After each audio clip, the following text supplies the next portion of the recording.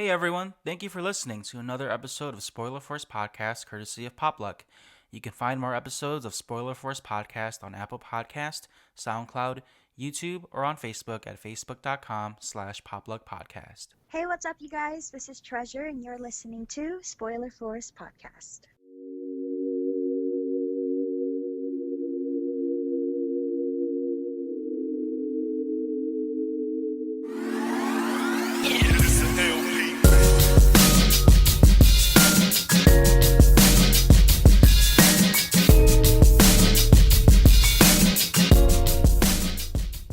All right, so this is episode 38 of Spoiler Force Podcast. My name is Ricky. Thank you for tuning in. So I have a special guest this week because yes, I said she, because this is my first female guest on the podcast. And now she has bragging rights too.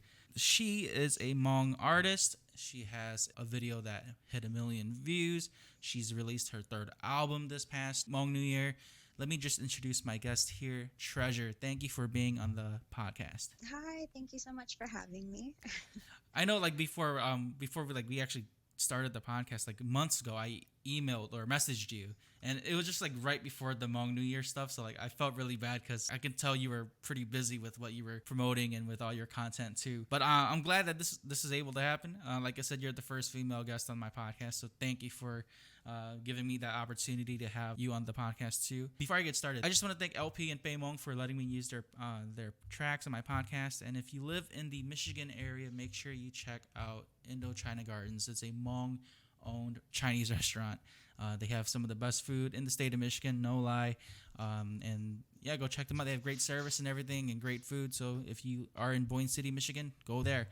And so like I was saying, thank you for being on the podcast again. And so you just released your third album, which was the 800 Love Line. Is that correct? Yeah, the third album is called 1-800 Love Line. How was was it the Fresno New Year? I know that was a pretty big weekend for you too.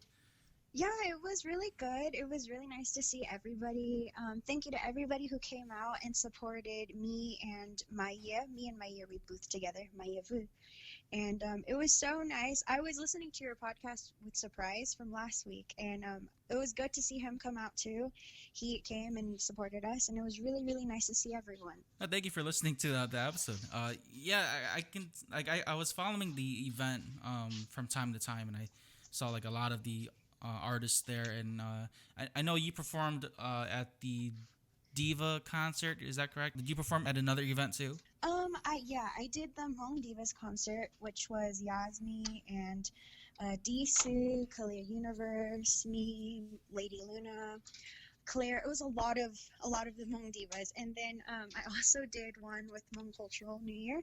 I did the Party Never Sleeps on one of the earlier days, so it was a really good experience. And so, how long have you been doing music now? Since this is your third album that you've just released. Well, this is okay. So it'll be my third album, and it's my third year going into it, I guess, since debuting in the Hmong industry.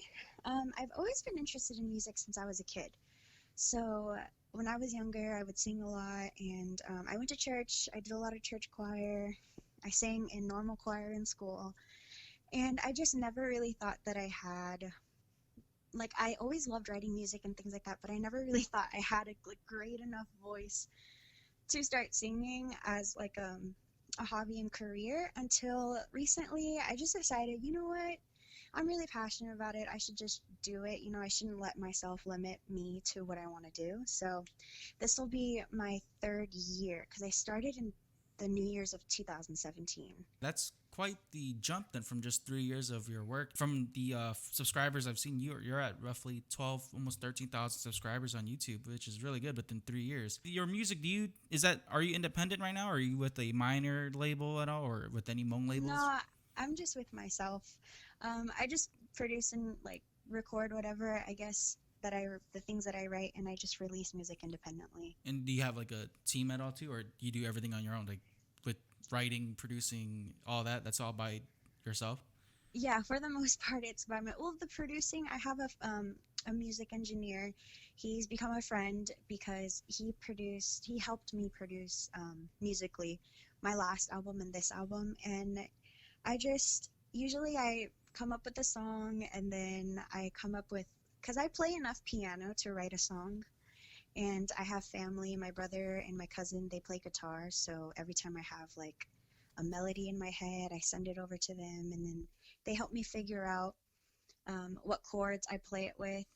And then I just take the whole thing to the studio. I ask my friend, hey, this is the song, this is the vibes that I want to go for, and we build everything basically from the ground up. So it's just me and my cousin, sometimes my brother, and my music engineer. Are you just sticking with the Hmong industry then, or do you plan to go like mainstream at all, or want to go mainstream at some point?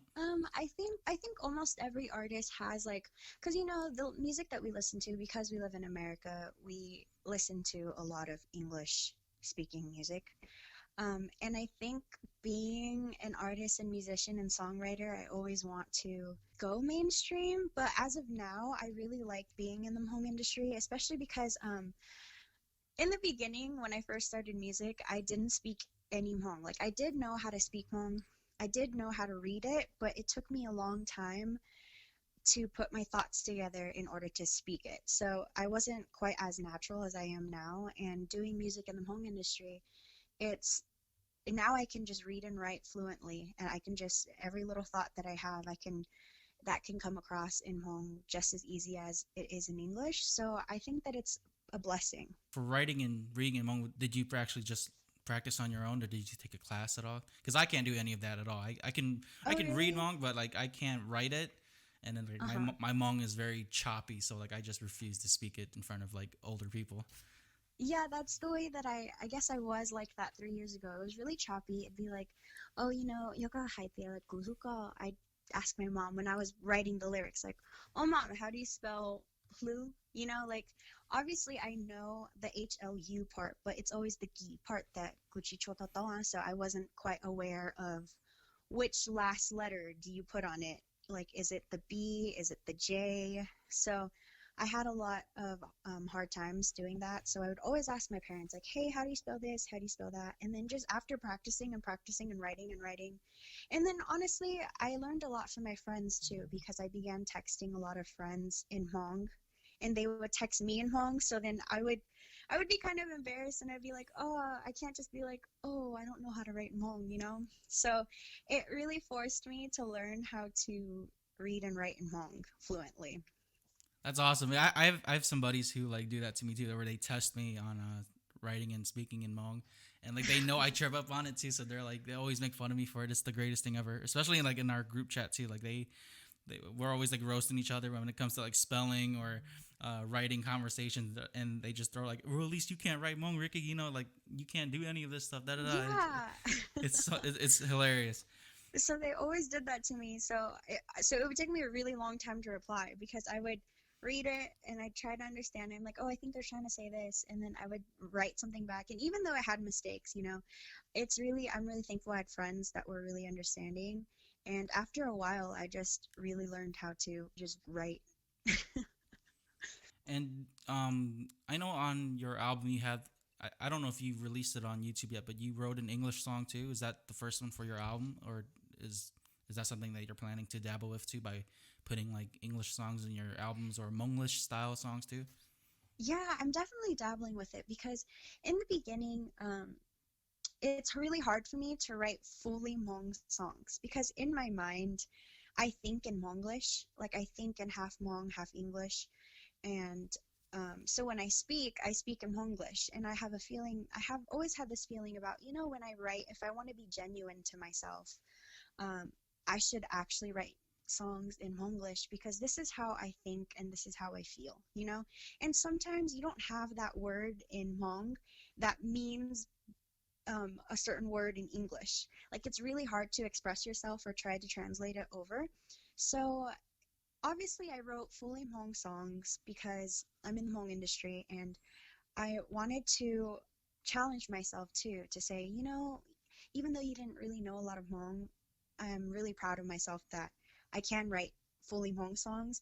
But at the same time, I wanted to expand, I guess, my horizons and write in Hmonglish and English because most of the time that's how I express myself. So I didn't want to limit myself to anything. And I think that what I realized is a lot of the younger generation kids like a lot of my cousins, they're younger than me, and I feel like I'm the cutoff, like my age with my family is the cutoff of the fluently Hmong. And so a lot of my cousins who are like maybe 5, 10 years younger than me, they understand Hmong a little bit and they speak Hmong a little bit, but not really. And they're kind of embarrassed to speak Hmong because they don't want to get like made fun of. And so a lot of them they speak Monglish too, and they they think like that too. So I feel like a lot of my music connects to that generation because they're in the same shoes that I'm in.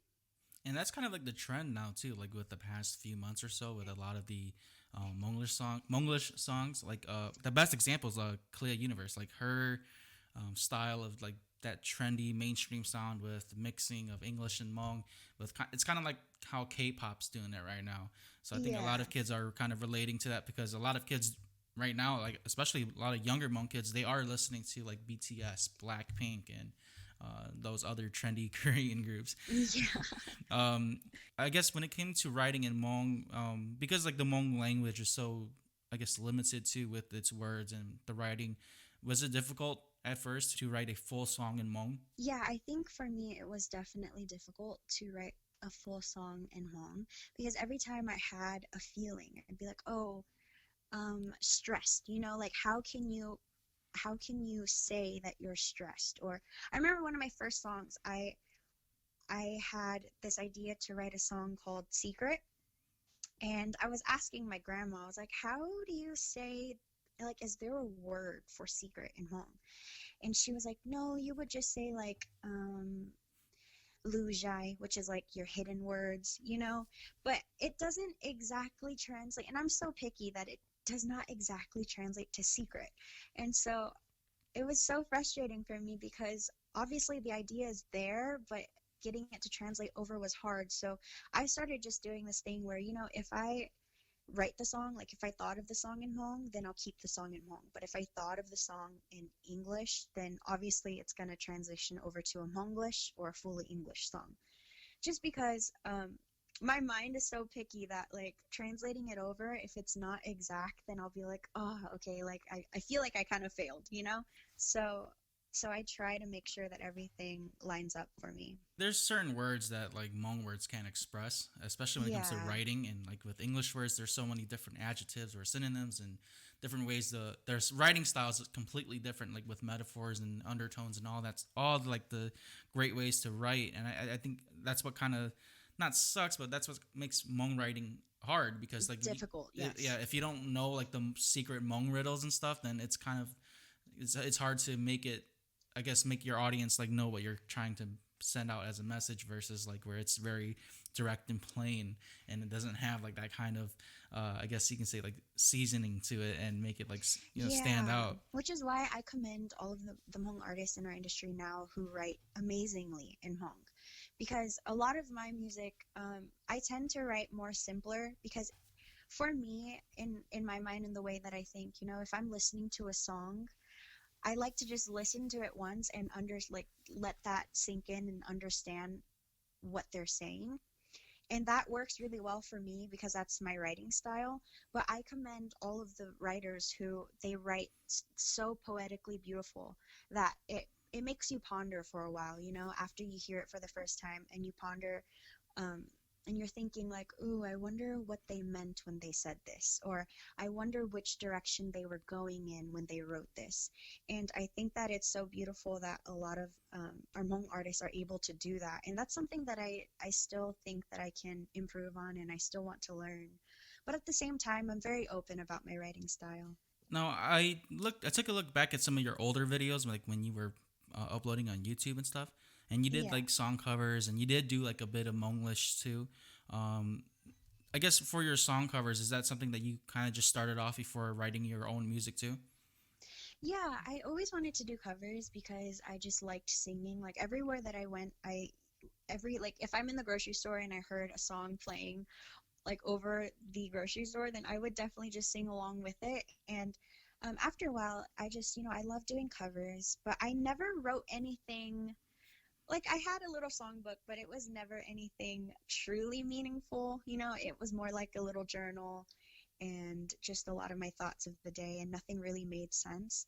But I guess when I was challenged into writing music, it made me think, okay, how can I say this to where it can express how I feel, yet flow nicely and sound good, you know? So I guess a lot of that factored in. But before, I loved doing covers because it's a good way to get your stress out because it was a hobby of mine, and it was also really good for me to learn.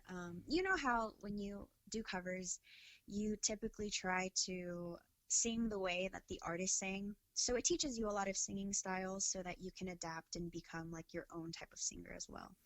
Yeah, and I think with song covers too, like it kind of just teaches artists how to make music their own too, and Yeah. especially with like how what's the word I'm looking for? Like when you collaborate the songs together, like when you mash them up. I that show what's it called Glee is really good at that too, like where they mix the two songs together. I think a lot of artists were picking up that kind of style and with covers, and I think that's what made it really unique too at the time, and especially like during the early YouTube days when a lot of the Asian YouTubers were coming up. They were a lot of them were starting off as great cover artists, and that's how they all kind of just collabed together. And I think with cover music, I think it's a great way, and it's a great platform for a lot of any artist to start their music career really. And I think the only if anything the only thing that makes it hard is that breaking out from your covers. Like Yeah. sometimes artists are like so good at doing covers, and then when they do an original song, it doesn't sound good at all. Yeah, I think so too, but I also think it's a really good creative outlet because it gets your juices flowing and it lets you in a little bit on what songwriting is about. And obviously, when you write songs, you take a little bit from here and you take a little bit from here, stylistically wise. So I think it's really good as a start. But like you said, I have run into a lot of people who do covers so much that maybe they're not necessarily afraid, but they're hesitant to move on into songwriting and singing their own original music because cover songs are just such a comfortable place to be in. Yeah, it's like borderline karaoke, but at least with karaoke, like it's not as for me. Karaoke is kind of like I don't consider that really like cover music. That's more like a entertainment thing. Um, Yeah. but with covers, there's a lot more like artistic styles to it. There's many ways to play with it. But speaking of covers, your "I Am Pretty" cover is how I first discovered your music. It's Yeah. the first video that I think it's is that your first video that hit 1 million views? Yeah, it is. And how did that feel like when you I guess when you saw the number hit 1 million? How was that? I don't know. For me, like, okay, because I barely hit 1 million before the Fresno New Year. But I guess when I released it, I didn't expect it to do as well as it did.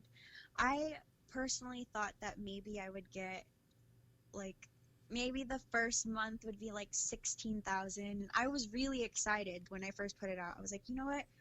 I think this is going to do great. I think I'll finally hit 10,000 views because to that point, I haven't hit 10,000 views yet.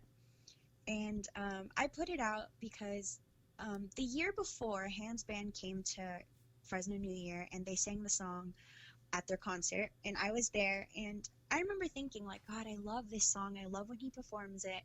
But obviously he's talking about being handsome and he's talking about, a lot of like manly things that it made me feel like I couldn't 100% relate to it. And I was just thinking, maybe if I covered it and I made it like, okay, I'll become pretty because obviously I get stuck into that situation as well, and it's something that I related to so well that I just remember telling my mom like, oh, I think I'm gonna cover this, and I think it might go really well because I know a lot of girls in my position where we feel like, we want to diet and exercise and lose weight, for ourselves and make us ourselves healthier and happier and more beautiful. And once I put it out, I remember putting it out and then I was supposed to go pick up food for my parents. I put it out and by the time I got to the restaurant, I had already gotten like 100 shares. And I was thinking, oh my God, that's so crazy. I've never gotten 100 shares in like 30, 40 minutes, almost an hour. And the next day I woke up, I had already hit the whole 10,000 thing. And I was like, okay, this is gonna go somewhere. But then it was hitting on Facebook and it was not hitting on YouTube. On YouTube, I still only had like 1,000 views. But I was so proud of myself for I guess, going mini viral on Facebook within the community. And when that happened, I never thought that it would translate over to YouTube because obviously so many people were watching it on Facebook, but not a lot of people were clicking the link to go to YouTube. So I honestly didn't think it was going to happen. And then I guess when the video couldn't be found anymore on Facebook because the shares just kind of stopped, it started racking up more on YouTube. And I guess I'm so thankful because I didn't realize that that one video and idea and cover song would make me into, I guess, the artist I am today. Because obviously I put my own flair on it and I put my own style into it. So a lot of people, they come up to me and they're like, "Oh, we love your song. How come it's not on your album?" And to me, I just tell them, it's a cover song. It's not my song. It's Hands Band's song, but I just did it for motivation. And I'm really glad that it got me to where I am today. When I first heard it, it was very different from all the other covers too. Because at the time when that song was going around on Facebook, everyone was doing acoustic covers. People were like changing the tempo to making it more mellow instead of like more rock style, like how Hands Band was doing it. And I think your cover Yeah. really stood out because of not just how you sang it to, but definitely the video, how it was shot.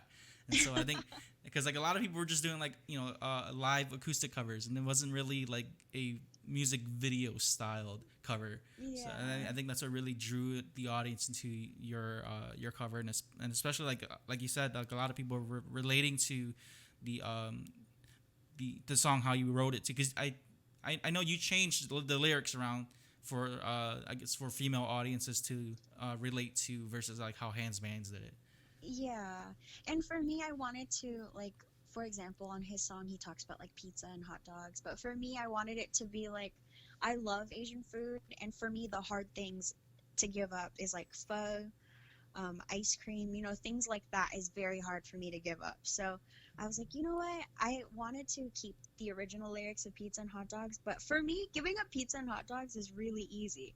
But giving up ice cream and pho and papaya salad is really, really hard for me.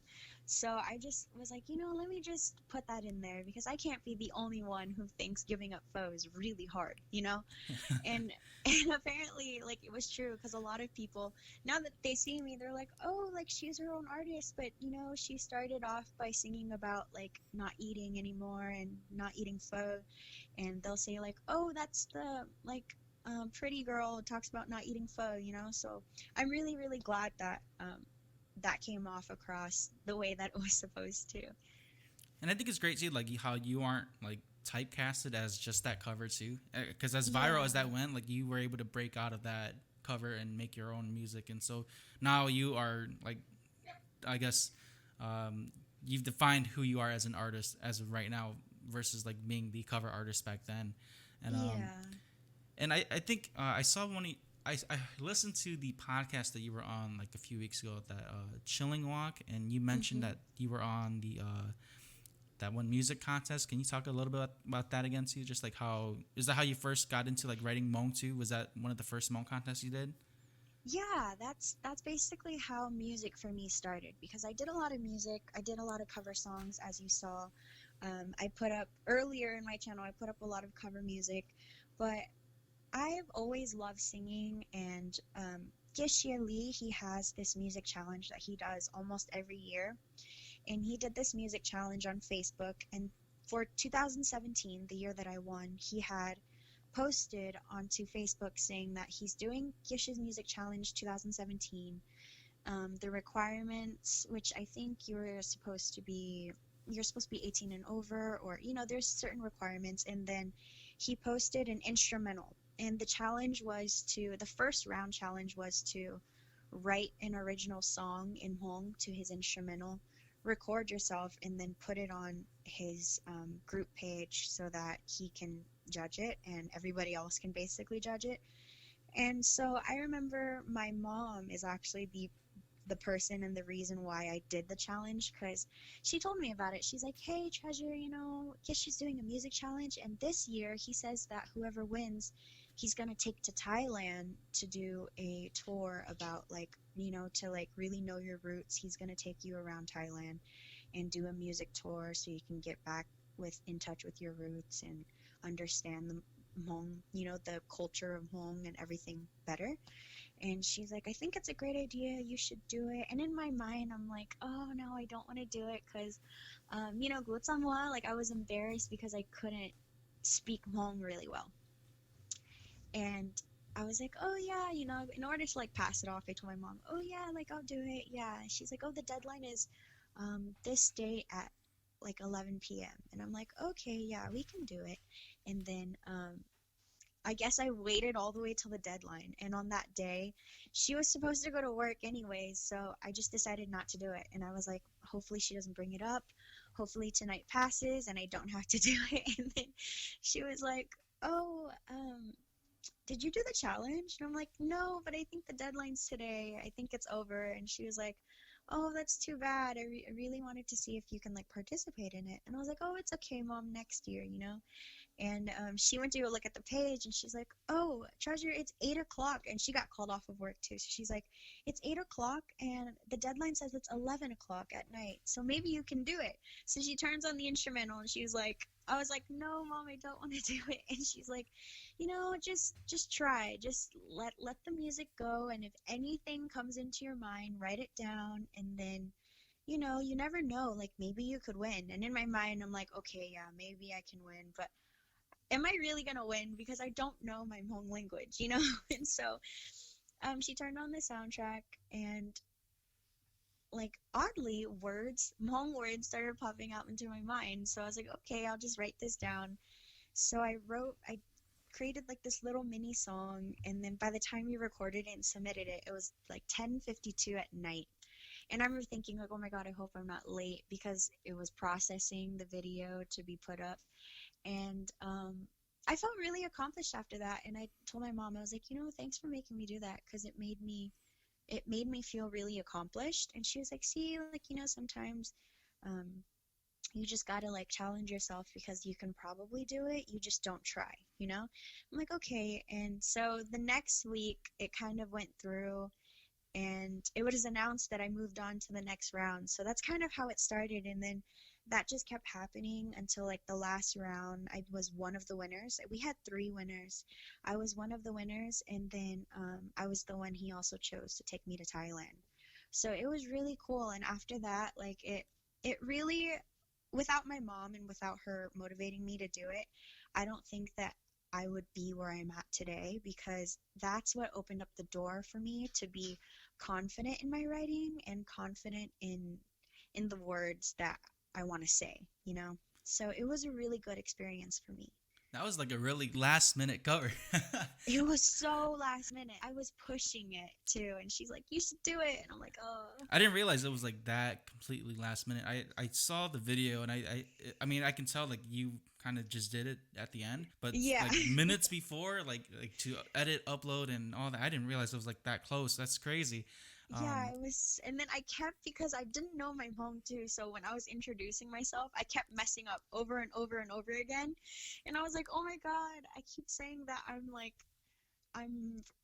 instead of I live in Los Angeles, I'm saying like, something else. And I was like, oh my God, I keep stumbling on my words, and my mom's like, it's okay, take a deep breath. You can do it. So half of the time, half of the battle that night was just trying to get through the introduction. But that's how choppy my Hmong was, because it knew exactly what I wanted to say in my mind, but when I started speaking Hmong, it just didn't come out. So that's how choppy it was, and that's why I'm really proud of, even though my Hmong is not 100% fluent, it's pretty dang fluent. So that's why I'm really proud of how far I've come in terms of the Hmong language. Yeah, that's really great. I mean, I think it's so great for like a lot of people like our age to kind of go back and relearn Hmong and like to kind of just establish ourselves as Hmong artists and just Hmong people too, because like with the modern society, it's so hard to kind of like maintain our language and try to be as American as we can be too. And it's like it's very hard because like the Hmong language itself, it's like slowly changing too, and with a lot of like Yeah. people are like losing like the proper enunciations or even Hmm. grammar, and so like even for me, that's why I kind of just stopped because I don't even know if I like if I say certain things right, like simple things Yeah. people will say like not call it and really just be like don't call it, like it's very I Yeah, guess. I would say that. I would be like, oh, Kyoko Nako-chan. They're like, no, you have to say Doko. And I'm like, oh, shoot, my bad. Because in my, like, obviously when you think it, it sounds right. But grammatically and I guess word-wise, it's not right, you know? So, and the thing is, too, is we let a lot of, like, I think the reason why I do it is because my parents, they're really happy that I speak Hmong anyway, so they let me slip. But if you don't make that correction, then it becomes like a norm. So I understand why they want to correct us, but at the same time, like then when we're corrected, like being on this end, it makes me feel embarrassed to speak more Hmong, you know? Yeah, yeah. So that's why it's always like an uphill battle every time. But I'm really glad that I think that it's really encouraging just to keep trying because like you said, the language is fading, so we have to do something to keep it, alive. And from winning that contest, you went to Thailand. Is that how you did the whole like the vlog of like being in Thailand and all that stuff too? Yeah, so I won the contest and then I went to Thailand and I did this. I went to their Valentine's Day. Actually, it's been 2 years now, I think. I went to their Valentine's Day Puchifa festival. It's like a love festival in Hmong Village in Thailand. And I performed on their stage over there, and it was really, really cool because I got to perform in Thailand. And then what the cool part was coming down from the festival while we were passing by like this little pho restaurant, they were playing one of my songs like in the little pho restaurant. So I was like, "Oh my God, that's so crazy," because I knew that some people knew me in I guess California or like the states, but I didn't think that like driving down, coming down from a tiny Hmong village in Thailand, that I would hear my song play anywhere else, you know? So I thought it was really cool. And that's kind of how I started in the Hmong industry and Hmong community. And I also got to do those vlogs and I got to, we did like this project for one of the Hmong schools up in Moua in Thailand as well. So I got to raise money to do that. So it's actually just, it's been an amazing experience. And speaking of vlogs, I saw that you went to San Diego Comic Con. Yeah. How was that experience? Because I saw that, I'm like, holy, like, excuse my language, but like, holy shit, like she went to SDCC. Like I've been trying so hard to go to that convention for like the Really? past few years. Like it's so difficult to get there. And I was like, I kind of just geeked out because I was like, okay, so she's a singer and she goes to Comic Cons. That's awesome. So like, I saw that you went there for, was it, there was a League of Legends player that you went to go meet there? No, okay, well I went last year and I just went my brother he had gotten me somehow he got in and got himself, me and his girlfriend tickets. So he's like, "Hey, do you want to go to Comic-Con? I got us tickets." And I'm like, "What do you mean do I want to go? Of course I want to go." But he only got I think 2 days for me because it's so hard to get tickets. And then he got himself 4 days or I think 3 days plus the preview, or he had gotten himself more days. So when I went, I just went because I wasn't able to line up for the halls and stuff because by the time we got there and everything was so long that it's practically a waste of time when you line up after a certain amount of time because people camp out overnight over there. Um, so there's a slim chance of getting in if you line up after like a certain amount of time. But I just went and the whole League of Legends thing was just like a little joke because we saw a lot of pop figures of like League of Legends characters, and I think at the time there was an important game we were trying to watch too, or something like that. But it's probably during summer split. But yeah, it was a really good experience. And this year, I'm actually going this year as well. So I'm super excited. I am so jealous right now. Because like Yeah, I'm really excited for this year. And I think this time we're gonna try to like maybe not camp out, but line up really, really early for the halls to see if anything happens. definitely for H Hall, and I think Yeah. for this year too, like with the MCU stuff coming back, and especially with like I know they're gonna do like the whole Doctor Strange and the Disney Plus stuff, and then like Yeah, Disney Plus is gonna be huge over there, and then on top of that, like Star Wars is going crazy because of the Mandalorian, like you said, on Disney Plus. So a lot of that is going to be happening along with, like you said, Doctor Strange, and yeah. So I'm just super excited. I think we're gonna, yeah, like how you said, line up for Hall H really, really early in the morning. were So, you able to meet anyone there though, or did you just like walk around the venue the um, whole time? well, I saw they did the meet and greets for the cast of Riverdale. They did meet and greets for I think Gotham's cast is there. I think the Green was it the Green Ranger he was there too, but I didn't take pictures with them because it like they were charging money to take pictures with them. Oh, I bet. Yeah, So yeah, especially at SDCC, it's probably like bumped up a lot.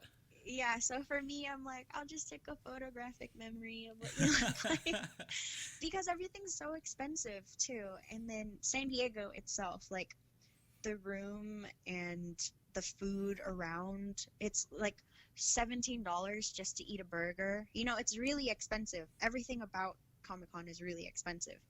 So I was like, you know, I came here. I don't have a lot of money to spend. I just came here for the experience. But the beauty of it is they have a lot of, because Comic Con is so big, they have a lot of like free experiences that is outside of the con that you can go and experience, and it's just as fun.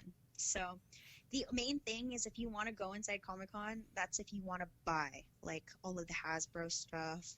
If Right, you're like a all the huge, exclusive merch and yeah, everything. if you're like a huge pop fan, then obviously you have to go and get all the exclusive pop figures for Funko. But yeah, overall it's a really great experience.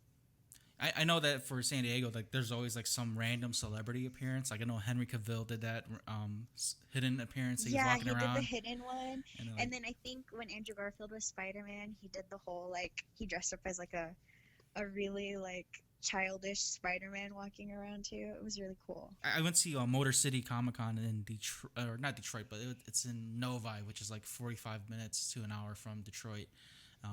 The My Chemical Romance lead singer Gerard Way was there in like 2015 on a Sunday, and I just left, and he walked around, and everyone was taking photos of him. I missed it. I'm so like, still this day, I'm so upset about it. So like Oh yeah. whenever I go to like conventions, I always try to keep an eye out to see if there's any like celebrities walking around just for fun and stuff.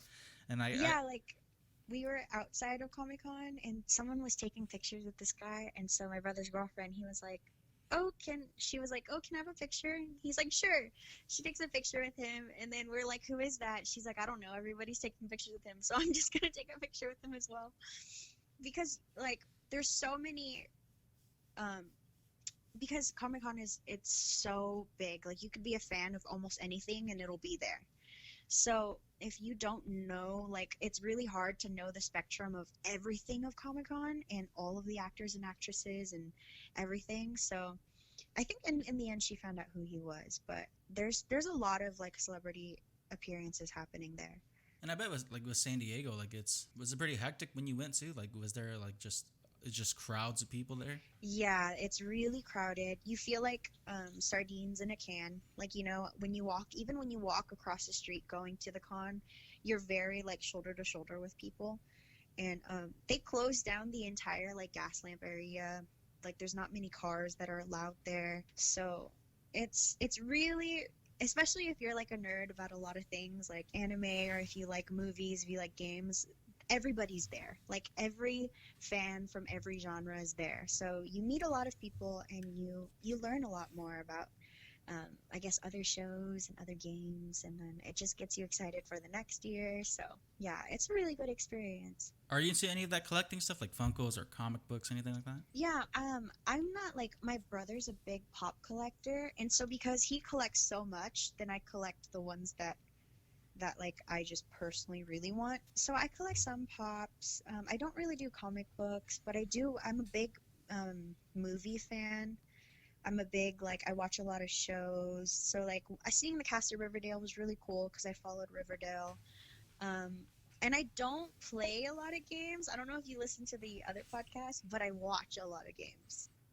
Yeah, I watched. I stopped playing video games because the last video game I played was Modern Warfare 3, and I caught myself raging. So I was like, yeah, I'm done with video games. And then I pretty much just watch. I don't watch too much stuff. I watch mostly Street Fighter. I follow those guys a lot, and then Yeah. I just watch like a lot of play-by-play stuff, especially with the new games like the when Kingdom Hearts 3 came out. I just watched the play-by-play with that, and I'm probably Yeah, gonna do that the was a same. really big deal too. Yeah, I'm probably gonna do the same with Final Fantasy 7 when the remake comes out to just watch the play-by-play. Yeah, because there's so many Final Fantasies that came out that after a while, like I stopped playing, and then after a while, even my brother stopped playing. So then now I just kind of watch, like I kind of watch, like how you said, play-by-plays, or just like for League of Legends, I watch a lot of League because they have a professional team, you know. Yeah. So so I follow a lot of that stuff too. Do you like the Korean players more, or do you follow the American players? I usually just follow NA. I know of the Korean players, you know? Like, obviously, everyone knows who Faker is. When you talk about Faker in League of Legends, everyone knows who Faker is. But I don't really follow a lot of the Korean players. I follow a lot of the NA because I watch a lot of their things on YouTube. And, and NALCS is in Santa Monica, so I go there and watch some of the games sometimes too. The live tournaments over there? Yeah, the ones where they play every weekend for NA. Oh, I've actually never been to. Like, I'm not a big League fan. I have a lot of friends who play League, so I know of Yeah. it. Like, it got to the point where like I knew like their little terminologies, like mid, Yeah. top, bottom. Like I jungle. I knew like all those little terms that they were talking about because they talked about But it you so weren't much. like quite sure. No, I can't play computer games. I'm terrible at it. I have no coordination. Like, I didn't realize how difficult it was to play with the keyboard and with the mouse. Like, I can barely play with the PlayStation 4 controller. I don't think I can Yeah. play with the computer.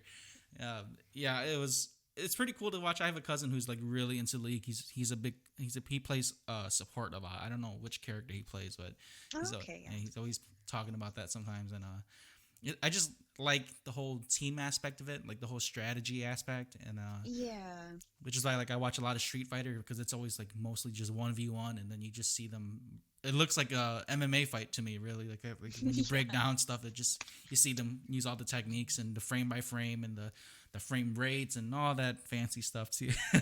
Yeah. And the combination of buttons they have to hit in order to so it's a lot of fun. Have you cosplayed at all? Like at any of the Comic Cons you've been to?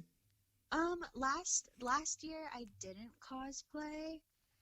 I didn't did I go the year before that too? I didn't really cosplay because every time I went it was always very last minute. Because one time I went just to stay outside of the con, but I wasn't planning on going until my brother was like, "Oh, you should just go just in case, you know." So I was able to go and I just stayed outside of the con. And then I was able to get in because he told me that he got me a ticket. I was like, "Oh, that's so cool." So a lot of this stuff was very last minute. I never really had time to cosplay, but I've always wanted to cosplay. Um, like this year, I'm thinking of cosplaying because now I know earlier ahead of time that I have my ticket. But before, my brother surprised me with the ticket, so I didn't really get like time to be like, oh, then what do I want to be? But I always wore like like nerdy shirts with like last year I wore a lot of Game of Thrones shirts, just things that I'm really interested in. What did you think of that last season of Game of Thrones? I thought it was Oh super my trash. goodness. I thought it was trash too. I thought it was going so well. And then just somewhere along the way, it just started going downhill. And when the last episode came, I was like, there's no way they're going to fix all of this in like these 2 hours, Like there's no way. And they kind of did, but they kind of didn't. And I don't want to spoil it for anyone else who hasn't seen Game of Thrones yet. But Well, you I can just spoil found it this. because it's been so long already, and like the I thing was is just too, like D&D had the option to extend the season, and they cut it. I know. So that's the thing. I'm like, oh, I hope that they do some sort of spin-off and really explain themselves because I know they're doing a whole bunch of spin-offs, but nothing's going to be I'm pretty sure it'll be great on like in a league of its own, but Game of Thrones really set the tone for the rest of the spin-offs. So I'm just every time I talk about it, I just like, oh, I don't want to talk about it. It hurts my heart, like when you think about it, you're like, oh, never mind. It's like they rushed everything over, and like because Yeah. the up to like episode 3, it was already all in Winterfell, and then they just skip over to King's Landing, and I'm just like, what the Yeah, hell? Like, and there's then they stayed in King's Landing forever. And then we're like, okay, what's gonna happen now? And then all of a sudden they're back and it was just a lot of like jumping here and there. And honestly, at the beginning of the season, I had a lot of hope because I really liked how the season before ended. But oh I yeah, don't know, and as I they kept, did nothing with Jon Snow. That's the thing yeah, they too. didn't. That's the Nothing. thing. It was so useless. It was such a useless detail. They just did it for hype. I know, and in my mind, I'm like, okay, if that's the case, then why don't you just make him king? But no, they're like, now it's everything just resets back to the beginning, basically. And I'm like, what was the point of that? Like, I feel so devastated. But Did you catch those, like the coffee cup and the water bottle and the sets and all that too? yeah, I didn't catch it until I saw someone say it. I went to go watch the episode over again. I was like, oh my God, they're right. There is like a little fake Starbucks or whatever kind of cup they're drinking. It's just sitting right there. Yeah, I missed out on the coffee cup. I thought that was photoshopped at first, and so I saw the scene again on, like, I have HBO on Hulu, so like I went back and watched it before they Watched edited it, it. and then it was there. And then when they premiered the finale, I saw the water bottle, and I was like, man, they just didn't care anymore. They just stopped caring. I know at the rate they're like, we're shooting the last season. Who cares? But I mean, overall, I think I still recommend people who haven't seen Game of Thrones that they need to watch it because I think the show overall is still really amazing. But the end, that last episode really just hurts my heart. Yeah, it was just bad. Like the writing was bad. Like I think what really got me upset was like how they did Tyrion, and he was like he Yeah. has from like the beginning till the end, he had such a bigger end game, and then they just butchered it. He just didn't care anymore, and I felt like his character was kind of just short lived, pun In intended. my mind too, I'm like, dang, out of all of that, out of everybody's storyline, they chose Bran. Out of everyone's storyline. Everyone works so hard, and then I get that Bran's the Red Raven, but at the same time, like really, okay, I'm like okay. Yeah, I thought that was a okay twist, but I felt like had they not mentioned the whole Jon Snow like being a Targaryen, that would have not been as bad. But because everyone Yeah, knew that Jon was a Targaryen, everyone wanted him to be king. And then the whole season, he's like, "Oh, I don't want it." You know, like yeah. And then I'm like, at this rate, then you should have just let Dany be queen because yeah, she just obliterated the whole city. But at the same time, like, she's her storyline is like she's had everything taken away from her anyways.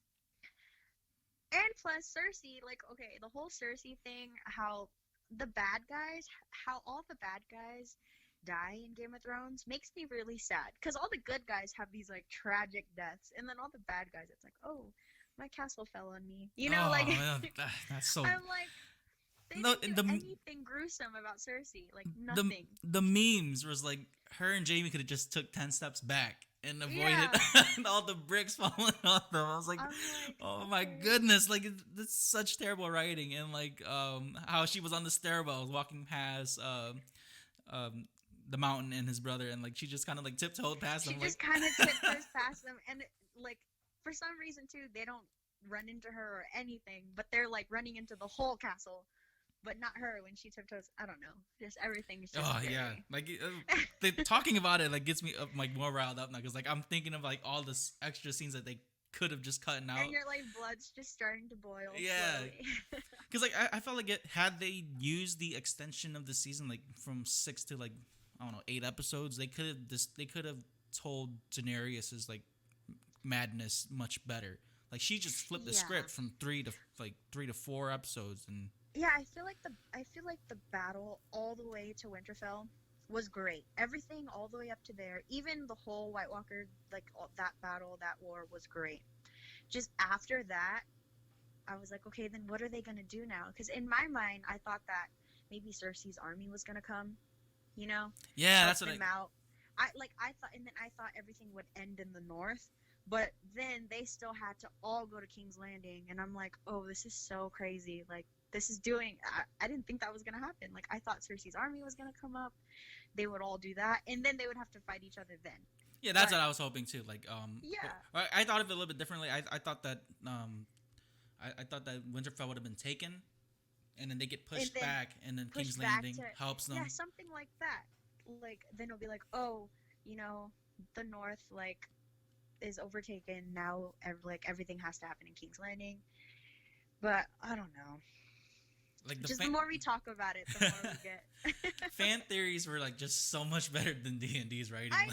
I was like, oh, I should have just stayed with the fan theories. But I mean, I'm pretty sure they had reason to write the way they did. But at the same time, just a lot of people were let down. You know the reason, right? It's because they wanted to do Star Wars, Yeah. and then they backed out from Star Wars And so, because Star Wars had all that backlash.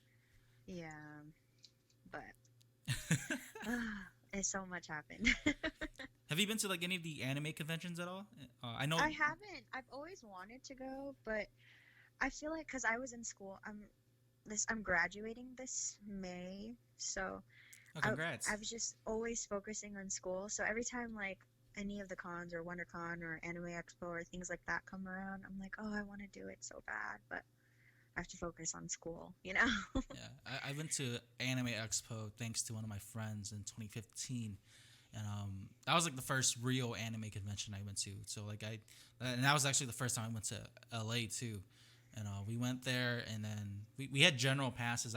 I was there just to meet cosplayers. I wasn't even there for the actual event, and I ran into a lot of cosplayers that I knew and followed at the time, because like I think from like 2012 to like 2016 I was super cosplay heavy. Like I knew so many cosplayers that were like, I guess right now, mainstream. And my buddies, they got to meet like Jessica Nigri. I met yeah. I like more like the underground cosplayers, because like all the ones that are Yeah. like her and the Yaya Han, like they're too popular. Like They're like huge now. yeah, so like I like meeting up and coming cosplayers. So yeah, Mhm. Anime Expo was pretty cool. I saw the original voice actor for Naruto. She was there.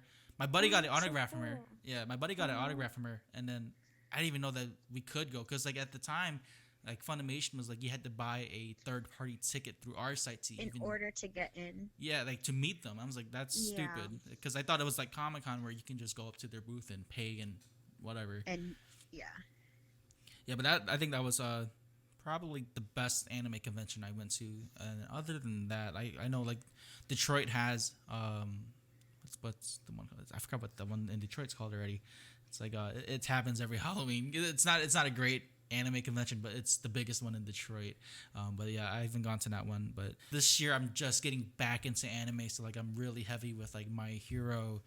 The Promise Never. Academia? Yeah, I love it. Yeah. I've caught up on the manga, so like I try not to spoil it for everyone.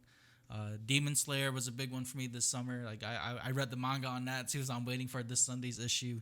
Do you read any of that stuff too, or you just kind of like know of it? I know of it, and I like how he's like, if the anime comes out, then I watch it if I have time. But for the most part, like I haven't read in like any of the mangas in a while. Okay, so like what was like the, I guess, last anime you watched then? Was it just My Hero, or was it something I else? watched some of My Hero. I watched is it Attack on Titan? Yes, that was actually I last thought year. that when I first watched that, I only watched a few episodes, but I was like, oh my god, what's happening? Like I wasn't very sure because it's on in a league of its own.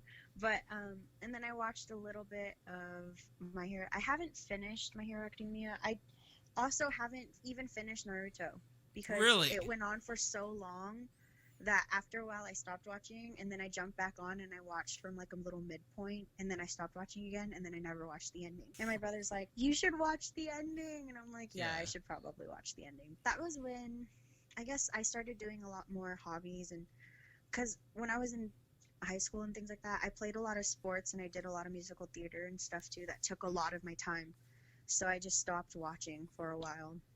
Yeah, for Naruto, it's definitely like the fillers that kind of like made people stop watching it from time to time. Yeah. And then like for Attack on Titan, that's my favorite anime of all time. Is So, it like, really? Yeah, I still remember when I first watched the first episode. I was still going to school, and then I watched the first episode in the library, and I walked out of, like, I was supposed to go to class. I skipped class just to watch the rest of the season.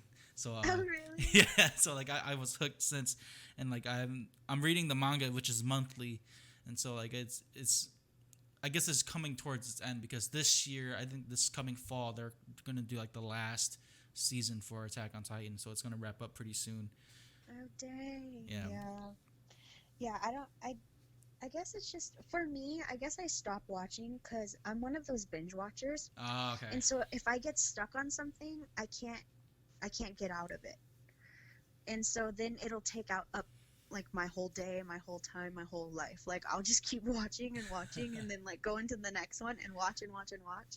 And so like that Korean dramas, anything that's really episodic, like um sitcoms and things like that, I can't really get into it because the moment I do, then it's like game over for me. Like I can't do anything else. So so every time I like fall into it, I'm like, oh no, I need to stop. I need to stop. I need to do this. You know, I need to focus on other things. So yeah, that's kind of why I stopped watching a lot of um, things with like seasons and episodes. But every once in a while, I get stuck in them. I do have a few more questions here before we wrap up. Yeah. Do you have any artists that you plan to collaborate with? I know that you mentioned that you and was it Maya Vu, you guys shared a booth. Are you guys planning to collaborate or anything like that? Yeah, we shared a booth. I really love her. I love her like vibe and her energy. She has an amazing voice. And we talked about maybe putting out some music together, but we haven't really talked about it since New Year's, so maybe. I'm gonna leave that one off on a maybe, just because I'm not too sure. But I would love to collaborate with her. And I think I have other people. In my third album, I finally was able to have my cousin Kenji. He's he's the only other like artist on my album because he writes a lot of my music with me. And so we wrote a duet. We wrote it for my second album, but we just decided not to put it in the second album. And then this, for the third album, when I was making it, I was telling him, you know, I think it's time. Like, I really want to put this song out.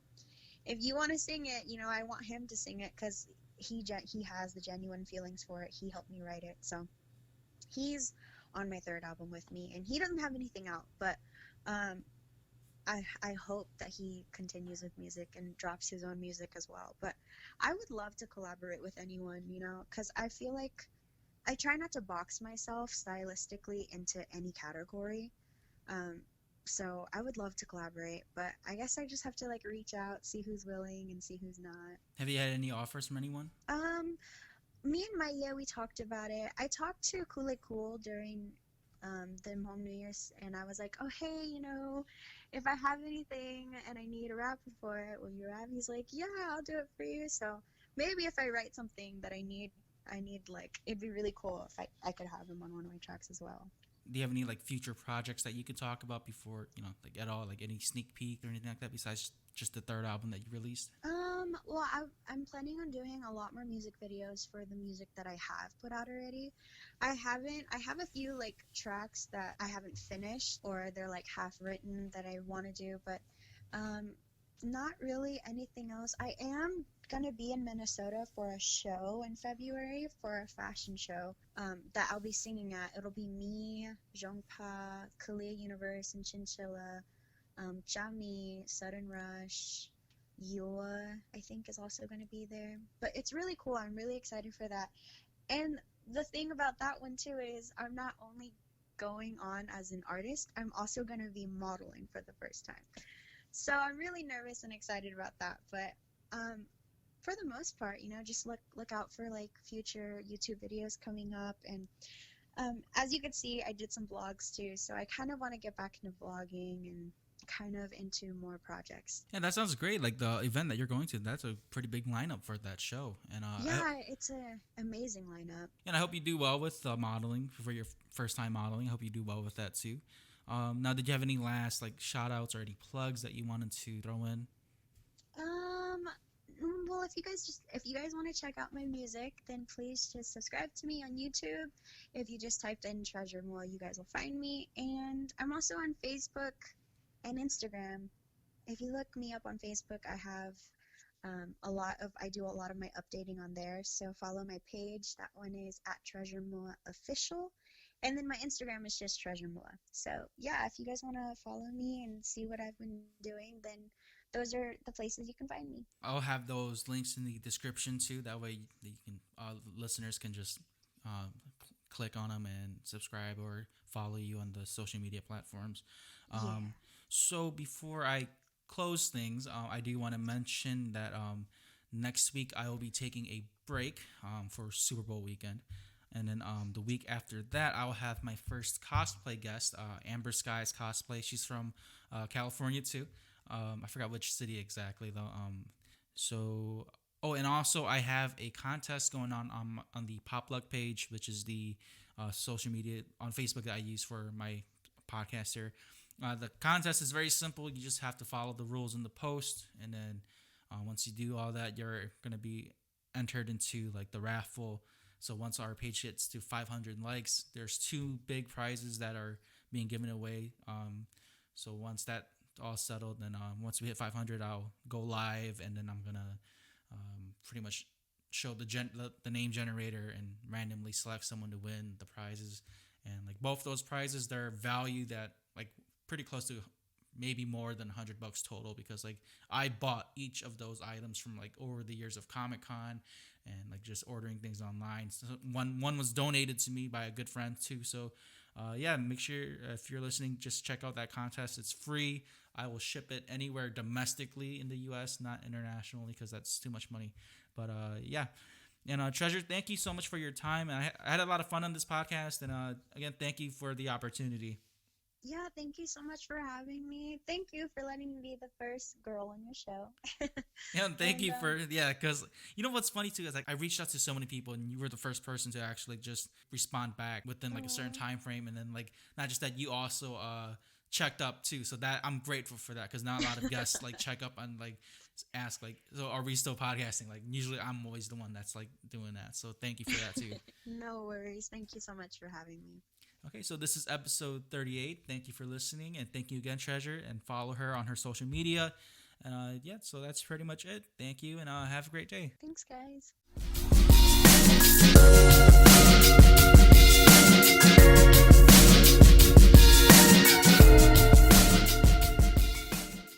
If you enjoyed this episode, make sure to subscribe, follow, like, share, comment, and rate Spoiler Force Podcast. For comments, questions, concerns, and criticism, you can email Spoiler Force Podcast at popluckpodcast, popluckpodcast @gmail.com, or contact me personally on Instagram.com/RickyVang92, RICKYVANG92.